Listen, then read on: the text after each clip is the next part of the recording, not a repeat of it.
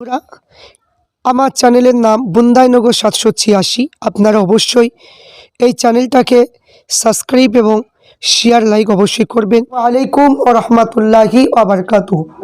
প্রত্যেককে জানাই আন্তরিক শুভেচ্ছা এবং অভিনন্দন।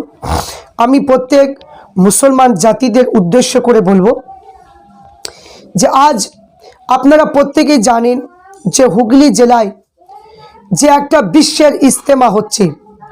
বিশ্বের ইজতেমা হচ্ছে কোথায়? হুগলি জেলায়। মুসলমানদের ইজতেমা হচ্ছে, সারা পৃথিবীর মানুষ সেই ইজতেমায় আসবে।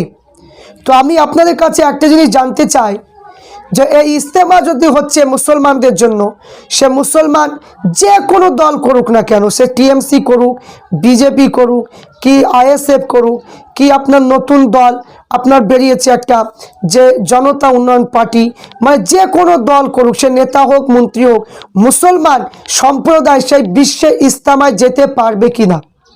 পারবে তো? তাহলে আপনারা প্রত্যেকেই জানেন যে একজন নতুন দল করেছে আমাদের মুর্শিদাবাদের একজন গর্ব, হুমায়ুন কবির মহাশয়। তিনি নতুন দল করেছেন। সেই হুমায়ুন কবির মহাশয় তিনি ইজতেমায় তিনি যাচ্ছিলেন, এমন সময় দেখা যাচ্ছে হুমায়ুন কবির মহাশয় একজন মুসলমান, তিনি যে মানে দুয়াতে শরিক হবে, বিশ্বে ইজতেমায় গিয়ে তিনি শরিক হবে দুয়াতে, আর সেই ইজতেমায় মানে কি হুমায়ুন কবির মহাশয়কে যেতে দেওয়া হলো না, তাকে আটকে দেওয়া হলো, গো ব্যাক করে আটকে দেওয়া হলো। তাহলে এখানে একটা প্রশ্ন দাঁড়িয়ে যাচ্ছে, তাহলে মুসলমানের জন্য বিশ্বে ইজতেমা করা হচ্ছে, আর সেই বিশ্বে ইজতেমায় হুমায়ুন কবির মহাশয়কে যেতে দেওয়া হলো না, তাহলে এই বিশ্বে ইজতেমাটা মুসলমানদের ধর্ম প্রচারের জন্য হচ্ছে না এটা দলগতভাবে বিশ্বে ইজতেমাটা হচ্ছে? এখানে কিন্তু একটা প্রশ্ন দাঁড়িয়ে যায়। আর যদি ধর্মগত যদি বিশ্বে ইজতেমা যদি হতো, তাহলে যারা যে কোনো দল করুক না কেন মুসলমান, সে বিশ্বে ইজতেমায় প্রত্যেকের যাওয়ার অধিকার রয়েছে। কিন্তু আজ আমরা কি ভিডিওতে দেখলাম যে হুমায়ুন কবির মহাশয় তিনি বিশ্বে ইজতেমায় যাচ্ছিলেন দুয়াতে শরিক হওয়ার জন্য, তাকে আটকে দেওয়া হলো, গো ব্যাক করে তাকে তাড়িয়ে দেওয়া হলো। তাহলে এটা মনে হচ্ছে তাহলে একে শাসক দলের, তাহলে শাসক দল কি এই ইজতেমাটা করছে? তাহলে এটা কি শাসক দলের ইজতেমা পরিচালিত করছে? এই কারণের জন্য কি হুমায়ুন কবির মহাশয়কে কি যেতে দেওয়া হচ্ছে না? এখানে কিন্তু একটা প্রশ্ন দাঁড়িয়ে যায়। আমরা দেখেছি, আমরা প্রত্যেকে আমরা জানি যে আমাদের ফুরফুরা শরীফ 14 শতাব্দীর মুজাদ্দিদ যে 52 জেলার পীর আবু বকর সিদ্দিক ফুরফুরাবি রহমাতুল্লাহ আলাইহ, তিনি যখন ফুরফুরা শরীফে ইসলের সব করেছিলেন ফাল্গুন মাসের 21, 22, 23, এই যে ফুরফুরা শরীফে যখন ইসলের সব হয়, লাখ লাখ মানুষ হয়, আপনার মানে অনেক মানুষ হয়, মানে কি আপনার 14-15 মানে কি লাখ মানুষ হয়। সেই 3 দিন যে ইসলের সব হয়, সেই ইসলের সবে আপনারা কি একটু কেউ বলতে পারবেন যে ফুরফুরা শরীফে ইসলের সবে কে টিএমসি, কে মানে আইএসএফ, কে বিজেপি, কে বিভিন্ন দলের মুসলমান কি হিন্দু মানে কেউ আসতে পারবে না, বা কারো মানে গাড়ি আটকে দেওয়া হয়েছে যে না অমুক দল আসতে পারবে না, অমুক দল আসতে পারবে না, এইরকম কি কোনো জায়গায় আটকে দেওয়া হয়? কোনোদিন কি দেখেছেন? কোনোদিন দেখতে পাননি। কারণ ওটা তো ইসলামিক একটা মানে কি ধর্ম, সেখানে ইসলের সব হবে, দোয়ার মাহফিল হবে, জিকির আজকার করা হবে, আল্লাহর ওলির মাজার জিয়ারত করা হবে, সেখানে ধর্মীয় মানে কি যে ধর্মীয় হাদিস কোরআনের আলোচনা করা হয়, ওয়াজ নসিহত করা হয়, সেখানে যে কোনো দল করতে পারে, মুসলমান ধর্মের মানুষ সবাই যেতে পারবে, এটাই তো ইসলাম ধর্মের মধ্যে নিয়ম। কিন্তু আমরা কি দেখলাম যে বিশ্বে ইজতেমা বলে নাম দিয়েছে, কিন্তু আজ হুমায়ুন কবির মহাশয়কে যেতে দিল না। তাহলে চিন্তা করুন, তাহলে এটা কি হচ্ছে? দুনিয়াটা রাজনীতির জন্য আজ ইসলাম ধর্ম রাজনীতি চলছে, রাজনীতির কারণে আজ দেখুন আজ মসজিদ, রাজনীতির কারণের জন্য মসজিদে 2টো মসজিদ হয়ে যাচ্ছে। আমরা দেখেছি, নাম শুনেছি একটা গ্রামে মানে কি আপনার মানে কি রাজনীতির কারণে মানে মসজিদ হয়েছে, কে মানে কি টিএমসি, কে কংগ্রেস, কে সিপিএম, কে আইএসএফ, মানে এইরকম মানে কি যে এখানে টিএমসি আলাদা মসজিদ করছে এবং মানে কি আইএসএফ, কংগ্রেস কিংবা সিপিএম এরা মানে কি আলাদা মসজিদ করছে, যে দলগতভাবে মসজিদে নামাজ পড়ছে। আরে বাপু, এই রকম কাজ করলে আল্লাহর উদ্দেশ্যে মসজিদ হয়, দলের উদ্দেশ্যে মসজিদ নয়। ওই মসজিদে নামাজ পড়লে কোনোদিনই ওই দোয়া কবুল হবে না। তাই এখানে যে বিশ্ব ইজতেমা হলো, আজ হুমায়ুন কবির মহাশয়কে যেতে দেওয়া হলো না। তাহলে এই যে ইজতেমা করছেন, অনেক মানুষ যাচ্ছেন, এখানে তো একটা প্রত্যেকের একটা প্রশ্ন দাঁড়িয়ে যাচ্ছে যে তাহলে ইজতেমাটা কী জন্য করা হচ্ছে? আল্লাহর উদ্দেশ্যে হচ্ছে তো, আল্লাহর উদ্দেশ্য হলে এখানে তো সবাই যেতে পাবে, কেন বাধা দেওয়া হলো? তাহলে এখানে একটা প্রশ্ন কি থেকে যাচ্ছে। তা আমি প্রত্যেককে বলবো যে এই রকম কাজ করাটা একদমই উচিত হয়নি। কারণ এখানে ধর্মীয়, যখন মুসলমানের কোনো ধর্মীয় অনুষ্ঠান হবে, মুসলমানের কোনো ধর্মীয় জালসা মাহফিল হবে, মুসলমানের যখন কোনো কিছু কি হবে, সেই সময় কোনো দলমত দেখতে গেলে হবে না, একটাই পরিচয় থাকবে, সে মুসলমান। এটাই তো নিয়ম, এটাই তো নিয়ম যে সে মুসলমান। কিন্তু আজ আমরা মুসলমান এত আমরা কি দলের পাগল হয়ে গিয়েছি যে কি কোনো কাজ করলে নাকি অমুক দল হলে একা আসতে দেওয়া হবে না। এই জন্যই তো মুসলমান মার খাচ্ছে, মুসলমান দ্বারাই মারছে, মুসলমান দ্বারাই সাসপেন্ড হচ্ছে, মুসলমান দ্বারাতে সব কিছু। আজ মুসলমানকে দিয়ে সব কিছু করানো হচ্ছে, মুসলমান সব কিছু করছে।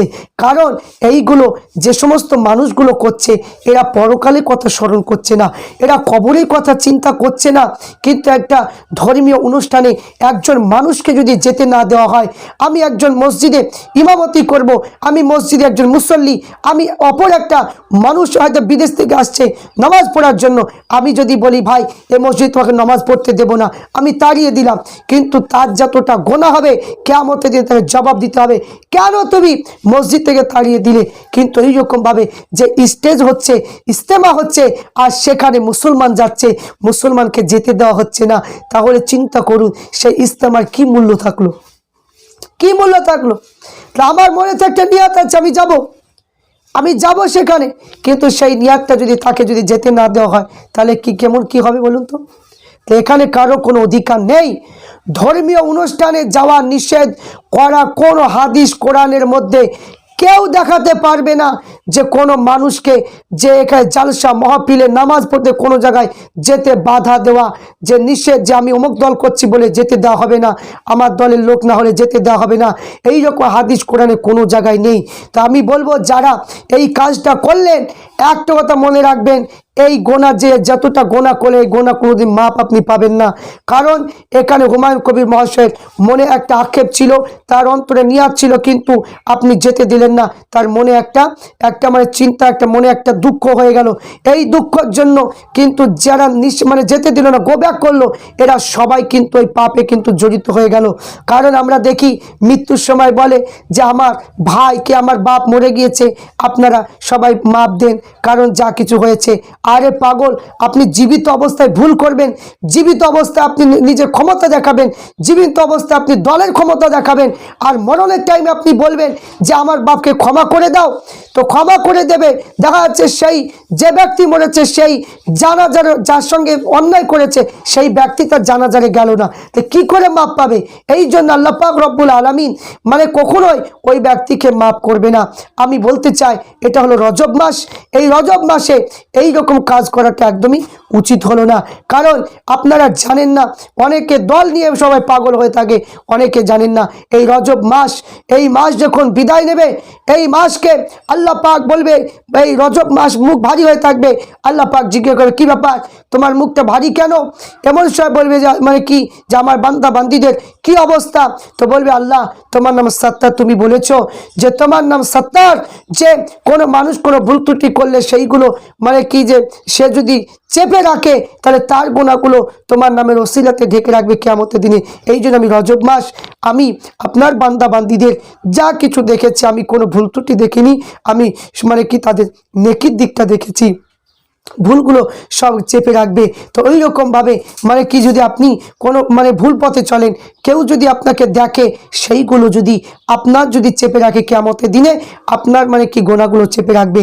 কিন্তু আজ আপনারা প্রকাশ্যে নেতা হয়ে দল করছেন, দল বুঝতে গিয়ে নিজের গোনাটা টেনে নিচ্ছেন, এইগুলো একদমই করা উচিত নয়। তাই প্রত্যেক মুসলমান যে দল ইচ্ছা করছে করুন, কোনো অসুবিধা নেই, কারো কোনো বাধা দেওয়ার অসুবিধা নেই, কিন্তু ধর্মীয় জিনিস নিয়ে রাজনীতি করবেন না, ধর্মীয় জালসা মাহফিলগুলোকে রাজনীতির মধ্যে ফেলবেন না, কারণ এতে নেকি তো হওয়া দূরের কথা, তার বিনিময়ে কোনো উপকার আমরা পাবো না।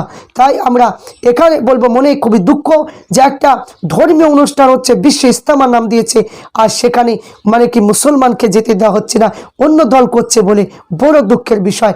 এর চাইতে দুঃখ আর কিছু হতে পারে না। তা আমি বলবো যারা এই কাজটা করেছে, অন্যায় করেছে, আল্লাহ পাক ওই সমস্ত মানুষগুলোকে হেদায়েত করুক এবং ইসলাম ধর্মের যে মূলনীতি এবং আল্লাহ রসুলের যে আদর্শ, সে আদর্শ মেনে চলার তৌফিক দান করুক। আল্লাহুম্মা